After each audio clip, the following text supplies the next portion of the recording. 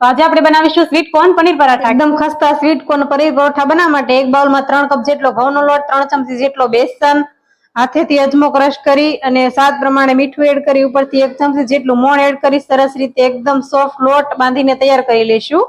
પછી 2 લીલી મકાઈ લઈ તેના આ રીતે દાણા કાઢી એક બાઉલમાં રાખી દઈશું।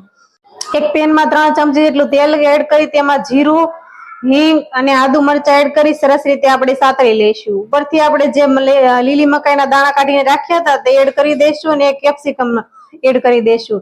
મીઠું, હળદર, ધાણા જીરું પાવડર, લાલ મરચું પાવડર, ગરમ મસાલો અને આમચૂર પાવડર એડ કરી સરસ રીતે મિક્સ કરી લઈશું।